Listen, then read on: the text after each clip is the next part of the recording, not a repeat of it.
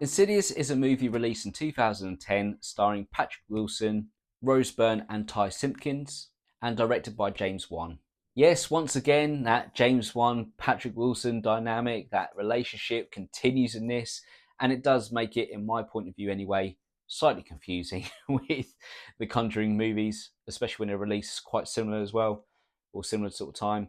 But you can't take away from how good Patrick Wilson is in horror movies. So this story centres around the Lambert family, where they have their youngest, who's played by Ty Simpkins. He hits his head, he ends up falling into a coma, and no one can explain why. No one can understand what what the reason is for him being in a coma. No one can understand how to bring him out of it. It's just a case of he goes home on bed rest and he's just left there to come out when he's ready. It turns out that actually he's not in a coma, that their kid does actually have a rare gift, and that is the fact that he can essentially astro project when he's asleep. He can walk freely away from his body, his spirit can leave his body and go and explore different worlds however he wants to before returning back before he wakes up. Unfortunately, the time that he has done it, his spirit has been captured and held hostage by a demonic, horrible entity which is looking to take control of his body, which is now an empty vessel. Unfortunately, he's not the only one, because there are several other sort of malignant entities that want to take control of the body in order to then walk freely amongst the living world. And it also turns out that Patrick Wilson's character, Josh, also has the gift. But the problem was that when he was a kid, he was doing it, and there was a entity that basically latched onto him, a bride in black, which, yeah, it's pretty terrifying. Now, the problem was that this entity was trying to goad Josh to stay out of his body and travel further and further away so that they can inhabit Josh's body and then walk freely and cause pain and suffering in the living world once again. That's exactly what is happening with Josh's younger son. However, there's multiple entities all competing to take control. What that means for the Lambert family is that they're being haunted by these horrific spirits who are looking to do them harm left, right, and centre. Now, this movie is classic James Wan. What you've got is just the subtle horror that comes with every single one of his movies.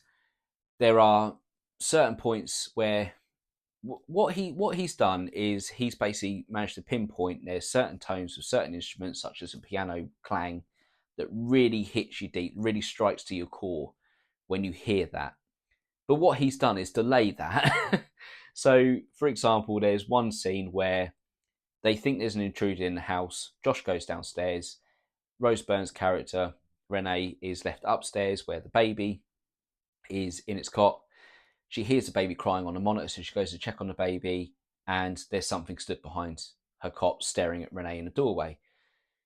There are a couple of seconds delay between her going into the room and the piano clang going to sort of indicate there's something wrong, but there's still that something there. So it allows you to actually make the discovery for yourself and get freaked out for yourself first before it draws your attention to it. Oh, I love it. As much as it terrifies me, I love that every single time it happens.